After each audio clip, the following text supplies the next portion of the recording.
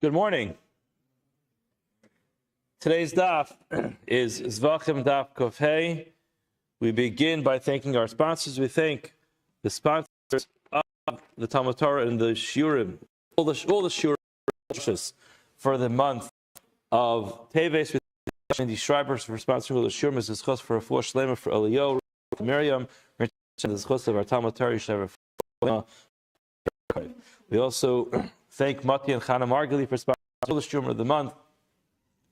Mati's father, Yosef Shlomo Moshe Shmuel Ben Yekusiel Yehuda, whose Yortzeit in Chavdal Teves, and Mr. Shem Neshamash have an Aliyah, and the family should have a Nechama. Today's daf is daf Kofhei in Zevachim.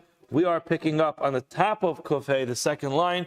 Just to quickly remind ourselves, yesterday in the Gemara we had a number of questions that the Gemara asked about the Param Usir Manisrafim, and at the end the Gemara asked a question: what happens if you have part of the animal is outside, part of it is inside? It started off with assuming that most of the animal had part of it was outside. We switched the question to being half the animal had most of its limbs outside. What was the answer to the question? The Gemara said, take Masnila, the second Aleph Huna Masnila Avri Bimis Askin Bo Chamisha Nafgut Lasa Upa.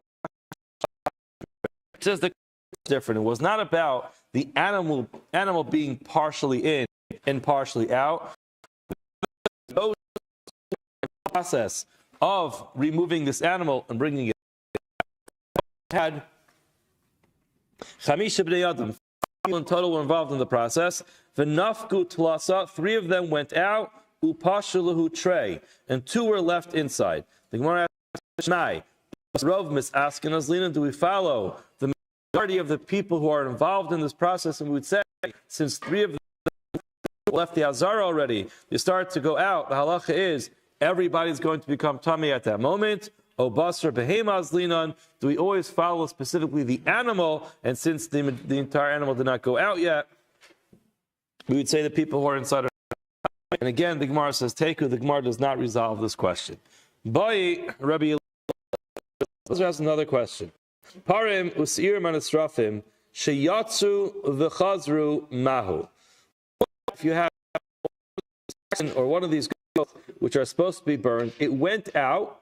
So again, as we said, as soon as it goes out, those who are involved in the process become tamei. So now it went out, and then it came back inside. What's the halacha? The Gemara explains. Mi amrinan, do we say kivan denafkilahu itmulahu? Since they went out already, it becomes tamei. O dilma kivan the hadar. Since it came back inside, and we follow the fact that it's back inside. So now Rashi says something very interesting, or at least the understanding of Rashi is sheyatzu v'chazru mahu kasal k'taytach in tumas begadim shal elu shehotzion kami ba'ilei. And in other words, we're talking about at this point in time the clothing and the people who are involved in it. And then Rashi kivan the hadar v'havi lahu kami shelo yatzu. It's as if they didn't leave. Now it's an interesting thought process over here. We mentioned the moment that they come out, or should say the moment that they carry the animal out to become tamei. And then the Gemara says, what happens if they go back in? Maybe they won't be tamei anymore. So Rashi seems to understand when they go back in, they become tahar. And therefore Tosfos asks, this is just an obvious question, how does that work? How does this process work? We always know whenever there's some type of ritual impurity, so a person becomes tamei, there's a process involved in bringing the person back to a state of taira. To get to ritual purity, there's a process. So therefore, if you look at Tosfos, Kivan the Hadar, Pirish b'Kuntrist, mi boile the Indian tumas begadim sh'elu shehotzio. V'kasha, Tosfos asks, Atu mechitzos azara makum taira, the Kivan shenitmu miyatarem. Asks Tosfos, what is the wall of the azara is like a mikvah all of a sudden? How does this work? Inasmuch as the person became tamei when he left, how do you even entertain a thought that when he goes back in, all of a sudden it becomes tar? How does that work? Where's the mikvah? Where's the taira process? How does the person remove his tuma? So Tosfos goes on to explain it, which we'll really have to understand the end of the Gemara for Tosfos' teretz. But I think it could just be, if you read Rashi carefully, the way Rashi says is, "V'havi lahu k'mish lo yatsu." It's as if they didn't leave. In other words, the process according to Rashi will be that you thought they became tamei when they left because they walked out with the animal. When they go back in, it is determined retroactively that no, they never became tamei. Since they're still in the process of going in, coming out, they didn't become tamei yet. So maybe that's the way that Rashi would answer Tosfos' question. But ultimately, it is an interesting question. The Gemara wants to know what happens if you go back in. Does the tumah go away, or is the person, I should say more accurately, is the person still tamei? Amar Rabbi Abba Marmamo Tashema. He wanted to bring a riot to this from our Mishnah. It says in the Mishnah, Hayusovon osa b'motos. They would carry out this animal on these poles. Harishonim yatsu chutz l'chometz ha'azara. The first group of people were at the front of the animal. They walked out of the walls of the Azara. V'achronim lo yatsu. The people in the back, behind them, they did not leave. What does the Mishnah say? Harishonim sheyatsu chutz l'chometz ha'azara. Those who left and they're already outside the walls of the Azara, Metamim begadim, they become tamei, their clothing become tamei. The achronim, those who are still inside, ein metamim begadim, their clothing do not become tamei. When ad sheyetzu, until it would actually go out. Now says the Gemara, if you're going to think kimin denafkilahu itmu, if you're going to say that once a person goes out, it becomes tamei, and the tumah's there and it stays there and does not go away. Those who are inside should become tamei. Now, the Gemara is a little bit of a stretch. Let's just read Rashi just to see how Rashi understands this. Rashi says, says Rashi, what is the tumah dependent on? It's dependent on this ox. Now it says, Yotziyam chutz lamachna v'sarfu. Uminei alfinu l'kamam v'perkin lo marlach, kivin sheyatza hapar chutz lamachna achas. Once the actual ox goes out of one camp, metame begadim, it makes those who are carrying it tamei. V'yafal the lo nafek gavri nitmu. Even though those people did not go out, they should come tamei. Elav mishum de'amar de'i hadar v'kol shekain elu shmuchzar v'odim shaharei lo yatzu. This is the way Rashi understands the Gemara. Just again to clarify where we're at. Gemara wants to know, if the people carrying this ox walk out, they get a state of tumah. What happens if they walk back in? Do they then become tahar? Do they move back into a state of taira? Now the Gemara says, hold on, let's check this out. Let's see what the halacha would be. If you have a group of people carrying it out, 2 in the front, 2 in the back. Now, 2 in the front go out, they become tamei. Says the Gemara, why do they become tamei? They become tamei because they're holding an ox, and the ox is outside of the Azara. Now, why is it that the people in the front become tamei, but the people in the back don't become tamei? The ox is outside. The tumah, the ritual impurity, is dependent on this ox. So why is it that the people in the front who are outside are tamei, people who are in the back who are inside the Azara are not tamei? You know what the answer is? The answer is, seemingly, that the walls of the Azara, or being inside the Azara, is a purification. So even though they're holding on to this ox that would generate this tumah, the fact that they are inside the Azara, they are insulated, they are secure from the tumah, and therefore they don't become tamei. So says the Gemara, if that's the case, that the Azara is in insulation against this tumah, so the same is going to be true if you go back in. Because again, the tumah is dependent on the ox. So when you have 2 people in the front, they're outside the Azara, they're outside of the secure place, they don't get the insulation of the Azara, they become tamei. Those who are inside the Azara, they're in the cleansing process. They're inside the Azara, they're insulated, they're going to be secure, they're going to be pure, and they can become tamei even though they're holding on to an ox. Says the Gemara, we have a raya from here, that if you go back inside, you will remove the tumah from yourself. The Gemara ultimately dismisses this. The Gemara says, Amar Ravina, Ravina says, V'tizbara, do you really think so? He explains the reason why those people inside don't become tamei is because the pasuk says that afterwards they come back into the camp. Now, if you never leave the camp, you can't come back into the camp. So the reason why those people don't become tamei has nothing to do with the fact that they're in the Azara right now, and the Azara being a place of cleansing, That's not the point. The point is that they can't be included in this tumah because they can't fulfill the second half of the pasuk. So the Gemara says, El Rabbi Elazar hechi baila. So what was he asking exactly? The Gemara says, Kagod de nakitla bakulsi. What happened over here is these people were pulling it out with these poles. So again, Rashi explains this. And Rashi explains that what happened was, look at Rashi, it's about 2/3 of the way down the page. They were holding on to these poles. Rashi says what his question was, if you have this ox, it was removed. So now it generates the tumah. The ox went back inside the Azara for some reason. Now you have people who are outside the Azara, and they are yanking out this ox with these poles. So they're not in the Azara, the ox is in the Azara. Says Rashi, the question is as follows. Mi Amrina, do we say, Kivan sheyatzu chutz la'Azara, since these people went outside of the Azara, kol ha'asukim bahen mikan ve'elach chutz la'Azara metamim begadim. Anybody who's involved in removing this animal, bringing it to its burning, is going to become tamei, and it doesn't make a difference whether they're touching the animal or not. They're outside, they become tamei. Odilma, maybe kivan de hadar, v'adanafki lo metame. The animal, the bottom line is, where is it? It's in the Azara now. So maybe since the animal went back in the Azara, it won't be metame these people. Ultimately, the Gemara does not have an answer to this question. Baruch atah Adonai Eloheinu melech haolam shehakol nהיה b'dvaro. Now the Gemara goes on. Parim, referring to the parim and asrafim that we just mentioned. Upara, para refers to the para aduma, which is the red heifer that was used for purity of someone who becomes tamei mei, someone who comes into contact with the corpse.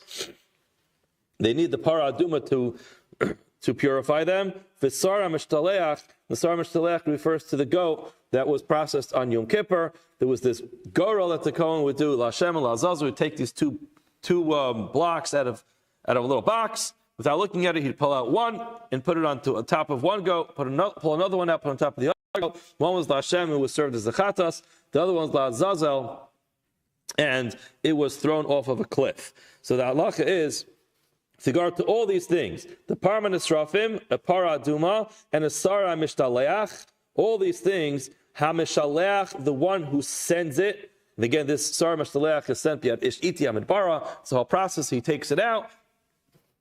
So, the mishtaleach, the person who sends it, and hasarfan, the one who burns any of these karbanos. Again, the sara mishtaleach is not burned, but for the para aduma and the parim hanasrafim, they are burned. The hamotzian, and those who take it out, the halacha is mitame begadim. They become tamei. They are mitame the begadim. The hein atzman, the actual animals, ein mitame begadim. So the person who's involved becomes tamei, and his clothing become tamei, but the actual animal themselves will not be mitame begadim. It's not going to impart this tumah onto clothing. Aval mitamen ochlinu mashkin, they will impart tumah onto food. Divi Rabbi Meir. These are the words of Rabbi Meir. So basically, according to Rabbi Meir, it seems to be very simple. All these things, whether it's param and esrafim, para aduma, sara mishtaleach, the halacha is the same. Those who are involved in it, they become tamei, the mitame the begadim. The actual animals themselves, they are not mitame begadim because they're alive. The halacha is something which is alive cannot impart tumah. Aval mitame ochlin mashkin, they will be mitame ochlin mashkin. We'll get to this in a minute as to why. These are the words of Rabbi Meir. Chacham omrim, Chacham disagree, and they say para uparim. We're talking about the para duma and the parim esrafim mitamen ochlin mashkin. They will be mitame ochlin mashkin food items, and sara mishtaleach, but the sara mishtaleach will not. It's ein mitame, it's not mitame shuchai because it's alive. So that's what the Gemara says very clearly, that according to the Chachamim, Sar Mishlech is different because it's still alive. In other words, Parim and Esrafim and Paradum are shechted. They're dead, and therefore they can be Mitame Ochlun Mashkin. However, the Sar Mishtaleach, it stays alive all the way until the end of the process. When it's no longer alive, by the time it's not alive anymore, it's not in contact with anybody. The bottom line is that the Chachamim differentiate between a para aduma and para menisrafim and sara mishdalech. Where according to Rabbi Meir, all of these amartame ochlin umashkin. However, according to the Chachamim, they say para upara matame ochlin umashkin, but sara mishdalech and matame. It's not metame shuchai, but chai and metame ochlin umashkin. Something which is alive cannot impart tumah onto food. Now the Gemara wants to know, Bishlam Rabbi Meir, we could understand the opinion of Rabbi Meir because he follows the opinion of the yeshiva of Rabbi Yishmael. What do they teach us? The Tana of Rabbi Yishmael. We learned in the Beis Medrash in the yeshiva of Rabbi Yishmael. Al kol zera zerua mazroim she'en sofun litame tuma chamura v'tzrichin hechsher av kol she'en sofun litame tuma chamura tzrichin hechsher. What's this talking about? Let's just back up a little bit. The pasuk tells us.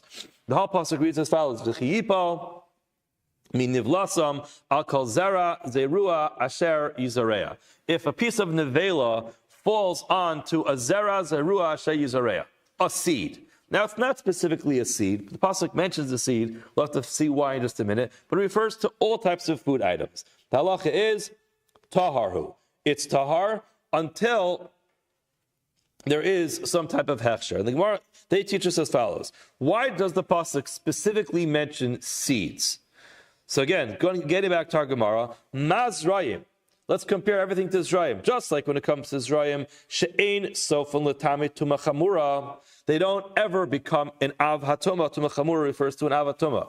Again, in the hierarchy of tuma, you have avi avos hatuma, which would be like a dead body, and then you have an av hatuma, which is the next level. It's a high level of tuma, and then you have rishon and sheni l'tuma, and then possibly shlishi l'tuma. But again, you'll have avi avos at the top.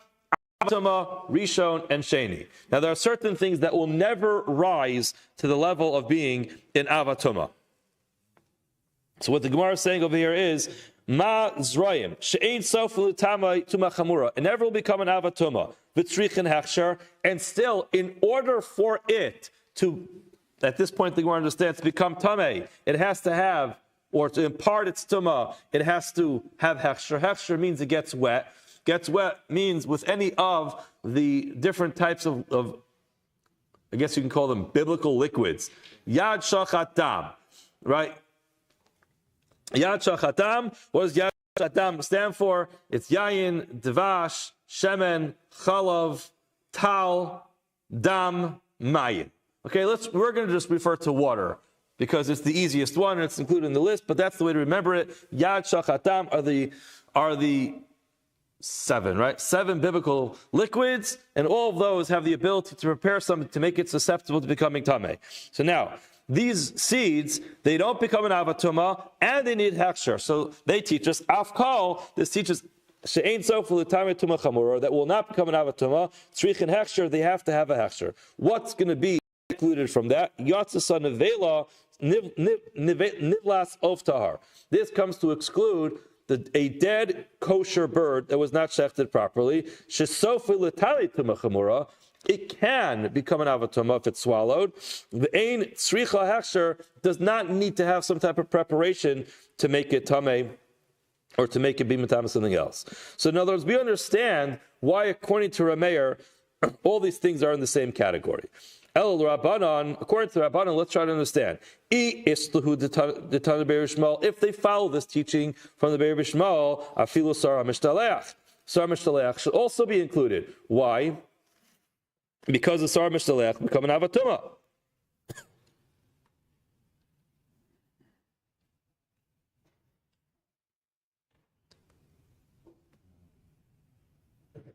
Yeah, if they don't know of this teaching from Tana Be'er Shmuel, afilu para upara minalan. So then, will you know even the halach about para uparim being able to transfer tumah to food? So the Gemara says, "Ki aser Rav Dimi Amar." When Rav Dimi came, Amar, he said the following. He said, "Amri b'marava." They taught him marava tzrichin hechsher tumah mimakam acher. In other words, you're assuming that this means that they will become prepared to be metame others, and that's why you're asking this question about being metame ochlinu mashkin. No, that's not the way Chacham understood it. The Chacham understood it, shrikin hashar mimakum acher, that they need to get a tumah from someplace else to contract the tumah, but not to be able to give the tumah off. And therefore, the Chacham say, we're not going to be bothered by this teaching of the Tana B'Shmuel because it's not necessarily relevant to this case, and therefore they can differentiate between param and esrafim and para aduma, so I should say param and esrafim para aduma and Sarah Mishdaleach. Whereas, according to Rameir, he lumps them all together. The fact that this Tana B'Shmuel makes this differentiation, Seder Chacham has nothing to do with Sarah Mishdaleach or Param and Esrafim, has to do with something being susceptible to be receiving Tumah from another place. By Rabbi Lazar, Parim u'seirim and Esrafim. With regard to these oxen and these goats that are going to be burned, Ma'oshi tamu ochlinu mashkin bifnim kibachutz. Can they be metame food items inside just like outside? And the Gemara explains the question. Do we say mechusar yitzia, the fact that it's just missing one small tiny detail? What is that small detail? That it didn't go out yet. So do we say mechusar yitzia ki mechusar ma'isa dami? Oh, lo. In other words, the bottom line is just the mere fact that it's missing this tiny detail that didn't go outside yet. Does that impact its ability to be able to metame other things? Where it says Basar Debaya, after he asked his question, Hadar Pashta, he's able to answer it himself. He said, yes, Mechusar Mitzia, Mechusar Maisa. If it did not go out, Mechusar Yitzia, it did not go out yet, then it's like it's missing one of the critical actions that make it possible to be Matame other things. And yes, it's only a small detail, but details matter. It's in the wrong place. It's inside the Azara at this point in time. And therefore, if it's Bifnim, it cannot impart Tumah onto food items. Bamine, Rabbi Abba bar Shmuel, Rabbi Chia bar Abba. So Rabbi Abba bar Shmuel asked Rabbi Chia bar Abba the following question: Nivlas of Tahar. If you have the nevela, the corpse of a kosher bird. Rabbi Meir, according to Rabbi Meir, because again, Rabbi Meir includes much more in the stomach. He includes even the Sarah Mishtaleach. He wanted to know, once he's including that, he also goes so far as to say, Ma'u shi'atame b'kezayis. Will it be metame with the kezayis as well? Typically, when it comes to tumah, in order for something to be metame, it has to be the size of an egg, kibetza. Here he's asking if it's a little bit smaller, will it be metame as well? Now the Gemara explains, demachta la'ara, if it's actually situated on the floor where it's so far from the person, again, because a nevela is only metame in the beis habliya when a person swallows it. So on the floor, we see it as really 3 steps away. It's on the floor. It could be in his hand, it could be in his mouth, and then he swallows it. So the Gemara says, if it's on the floor, he wasn't even asking that question. If it's in his mouth already, also loti bailach. We're not going to say that that's even a question, because it's in his mouth, it's so close to being swallowed. When are you asking that question? Where he's holding it. Do we say, mechusar kreva, mechusar ma'isa dami? Although, again, a similar type of question. It's in his hand. It's missing that detail of being inside his mouth. The fact that it's mechusar kreva, the fact that it's not close enough to his mouth, is that enough to say that it's mechusar ma'isa and it will not be tamei or not? Now Rashi, if you look at the top Rashi says, Hachi Garsinan Omar Le. So we're adding in the words Omar Le, because he asked this question to Rabbi Chia bar Abba. So Rabbi Chia bar Abba responded to me and said, yes, Mechusar Kreva, or I should say, no, Mechusar Kreva, Lav Mechusar Ma'isa Dami. Mechusar Kreva is not like it's missing much, and therefore it will become Tameh. Eisvei. I'll go back for 1 second.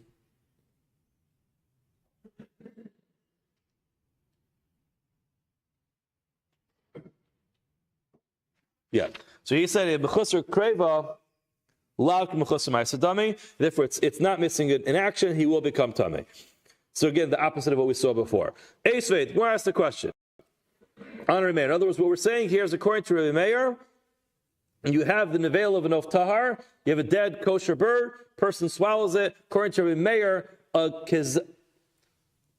even swallowing it, but holding it. If it's in his hand, will a kezayis be matamehim? The Gemara said, yes. It's lav k'mechusar ma'asadami, and he will become tameh with a kezayis. Now the Gemara asks the question: Esvei shlosha asar davar nemer b'nivlas of tar. We've learned 13 details about the nevela In other words, a dead kosher bird that was not shechted, v'zeh echad mehen, this is one of them. Number one, tzricha machshava. If you want it to be combined with something else, you have to think about it. In other words, you have to give it. You have to pay attention to the fact that you plan to eat it. Ve'ein tzrichin hechsher. You don't have to do anything to prepare for its tumah. And here's the point: umetame tumas ochlin b'kebetza. It's metame tumas ochlin. How much? The size of an egg, not a kazayas. We just got finished saying according to a mayor, kazayas is enough if he's holding it. Here it clearly says that no, even the size of an egg. My love, Rabbi Meir. Let's assume this is Rabbi Meir, and therefore we have a kasha. You just answered me that it's considered to be lav k'muchos remaisa, and therefore even an olive bulk size is going to be enough to be metame. Here it's telling me it has to be the size of an egg. Where it says no, loy rabbanan it's the rabbanan. The opinion that says that it has to be the size of an egg is the rabbanan, not Rabbi Meir. Rabbi Meir was more machmir about that. The Gemara says, hold on, Hakatani Reisha. If you look at that Mishnah, you'll see the first part of the Mishnah says tzricha machshava. You have to think about it. Ve'ein tzricha hechsher. And it does not have to have this hechsher where it comes into contact with the liquid. Now, uman sham leihai svara. Who's the one who holds that opinion? Rabbi Meir. It's Rabbi Meir. Now, midaresh Rabbi Meir, Sefanam Rabbi Meir. Logic would dictate to you that if the first part of the Mishnah is Rabbi Meir, it only stands to reason that the second part of the Mishnah is Rabbi Meir. Where it says, no, midi irya, is that really true? Hakadisa. Why could the Mishnah have two different authors in it? First half is going to be Rabbi Meir. Second half will be the Chachamim. The Gemara says, hold on. Again, not really our sugya. The point over here is if a person shechts an animal, then it turns out that it's a treifa. It will still be treif, but the advantage of shechting it is that it won't be a nevela when it dies. A nevela is something which carries tumah with it. A treif doesn't. So again, not really relevant to our sugya, but ultimately, what does it say? It says at the end, shkitaso mulikas, if you do shkita or malika on a bird that's a treifa, mitaheres treifas mitumasa. It takes away the tumah of nevela. Now, man shamet lehai svara. Who is of the opinion that when you shecht a treifa, it's not a nevela? Rabbi Meir. So now what we've done is we've sandwiched this together. Now, Reisha v'seif for Rabbi Meir. The beginning of the Mishnah is Rabbi Meir. The last line of the Mishnah is Rabbi Meir. Rabbanan. You say that the middle line that says it has to be a kibetza is Rabbanan, not Rabbi Meir. The Gemara says, Reish would say for Rabbi Meir, Mitzias Rabbanan. It's not a big deal. We could have that. Again, I also think it makes sense because in that particular Mishnah, it's listing off 13 facts about nevelos of tahar. When you're listing off 13 facts about something, I think it's very reasonable to say, I'm giving you a bunch of facts. I don't necessarily have to have all those facts coming from the same person. So typically in a Mishnah, we find it strange that when Rabbi Yehuda Anasi is putting together a Mishnah, that he would just mix together a bunch of different shittas without telling us. But here, the context of the Mishnah is, I'm giving you 13 facts about Nevelos of Tar.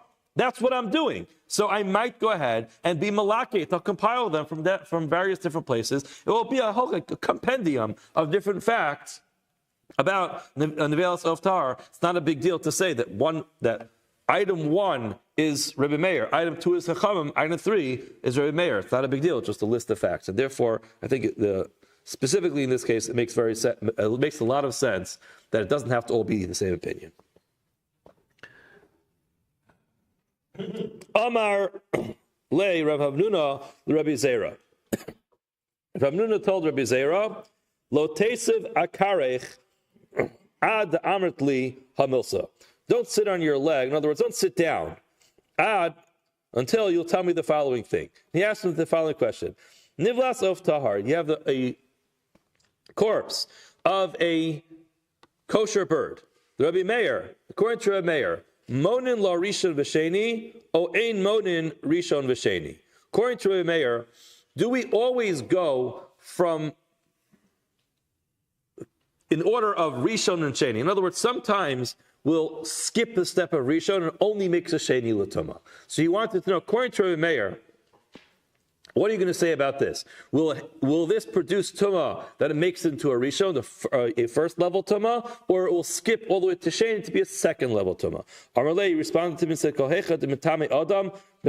anytime something could make a person tamei just by touching it, monin bo rishon v'sheni. We will count first level tuma and second level tuma. However, kol hecha de'emet tama adam mamaga. Anytime we're not going to have something which causes a person to become tamei by just touching it, ein monin rishon v'sheni. We do not count first level tuma and second level tuma. Rather, we just skip first level tuma and we go straight to second level tuma. What does that have to do with this? Nevelas of tar, it's not metame a person with maga. How does a person become tamei from a nevelas of tar? Yeah, by eating it. It has to go to the base of Bliya, and therefore his answer was you'll skip first level tuma and only go to second level tuma. Rabbi Ami. Asked Rabbi Ami, sorry, Bar Chia. Again, Rabbi Zera, Rabbi Ami Bar Chia. Amila Mirav Oven Bar Kahana. Some say it was asked from Oven Bar Kahana. Hadatnan, that it says in the Mishnah, Chiburi Ochlan Adei Maskin Chibur Latuma Kala, Vein Chibur Latuma Chamura, Monin Barisham Vasheni, O Ein Monin Bo Risham Vasheni. What does this mean? If you have two different things that are tamei, each one's not the right size, but they are in water together.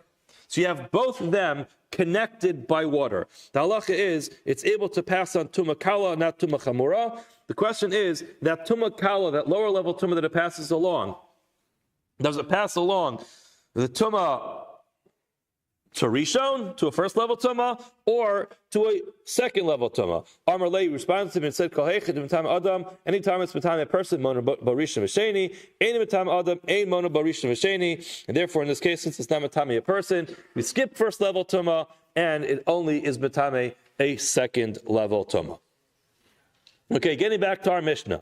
Yatsu elu ve'elu. Our Mishnah tells us that if all the people who are carrying one of these oxen to be burned go outside, they become tamei. Says Binani Mili. Where do we know this from? The Tanur Rabbanan. More answers we learned in the Mishnah. Lahalan hu omer. Later on in the pasuk it says chutz legimel machanos. It says you go out of the three machanos. V'kan lemachana achas. And here it says machna achas. So what's this lahalan? And what's this? Kan. So by Par Kohen Mashiach and Par Hel and Davar, that's where it says very clearly that you go outside of the three machanos.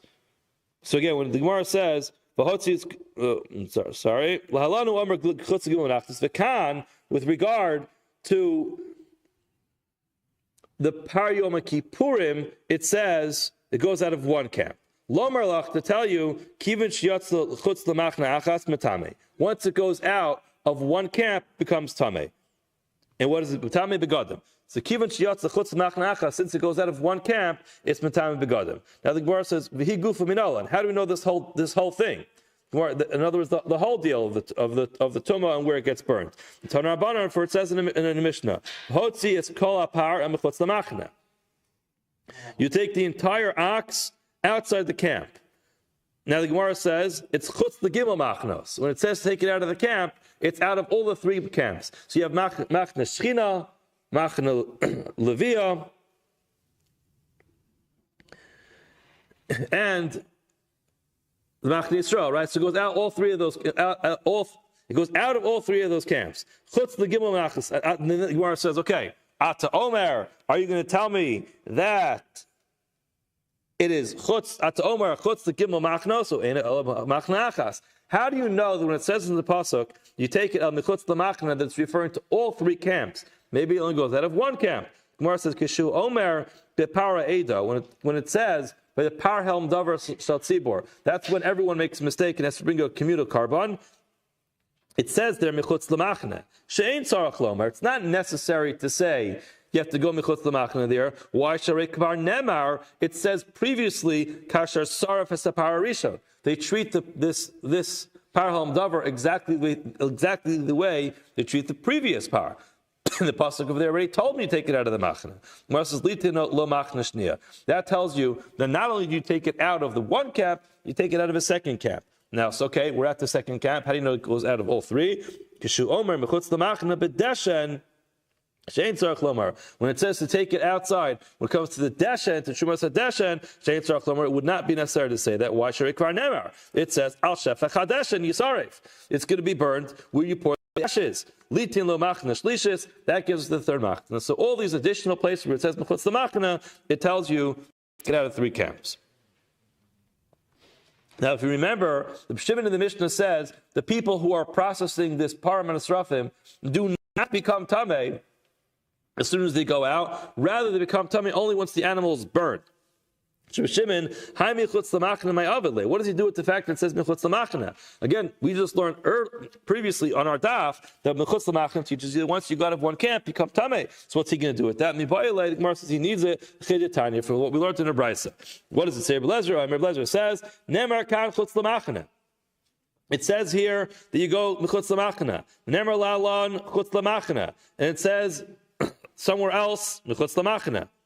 What's that somewhere else? It's para aduma. If you look at Rashi, it says mak nemer la'alon para aduma, and then the Gemara says ma lahalon chutz l'gimel machnos afkan chutz l'gimel machnos. Rashi switches it around. If you look at Rashi says makan.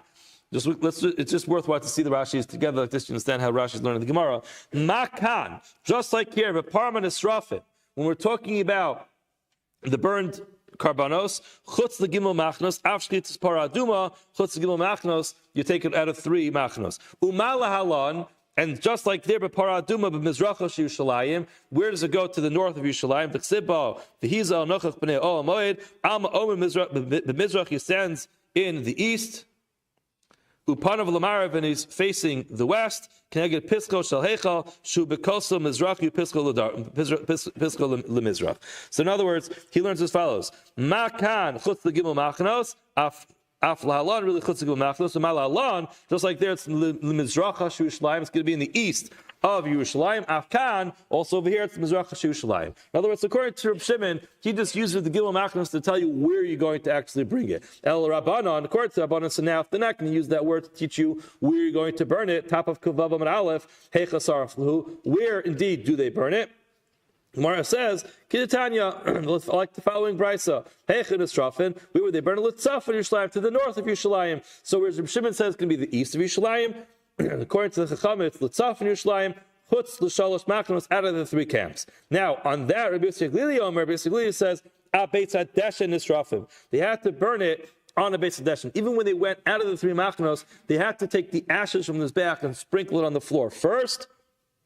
And Amarava, Man Tana de Palagaled Rabbi Yossi, who is the one who argues on Rabbi Yossi and says it does not need to be burned on top of the ashes from the Mizbeach? Rabbi Elazar ben Yaakov, it's Rabbi Elazar ben Yaakov the Tanya, we learned in the Brisa, Al Shefech HaDeshen Yisarif. It should be burned on the Shefech HaDeshen. Now, you might think that means on the spilled ashes, like we just got finished saying, like Rabbi Yossi.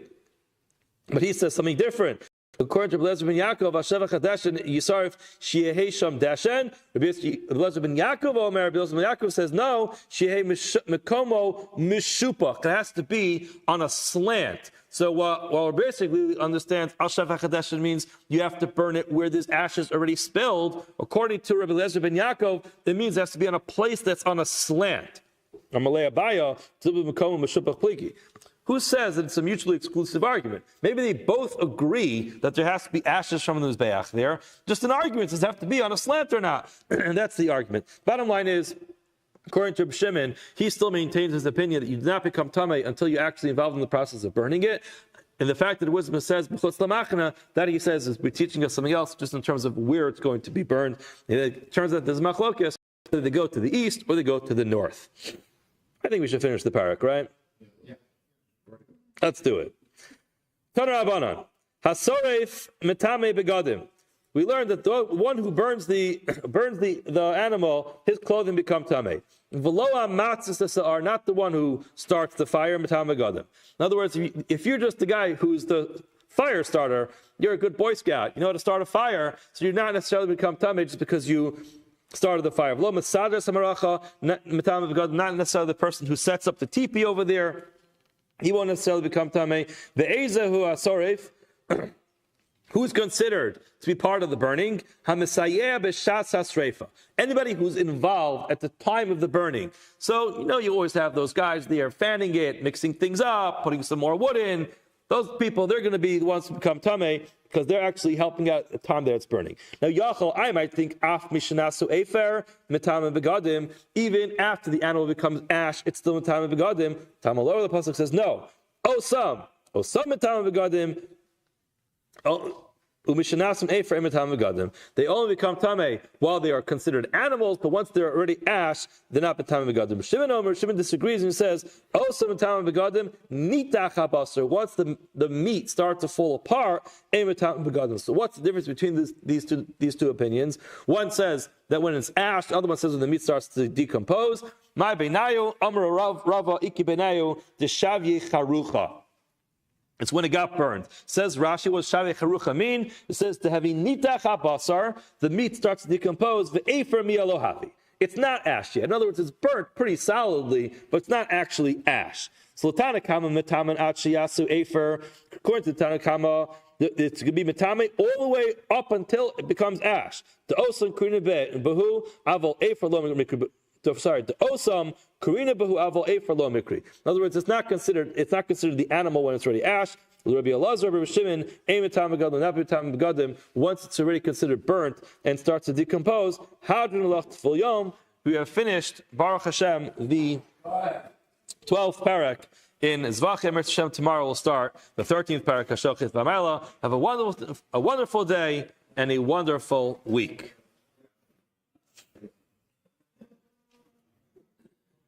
Have a great day, Chavra.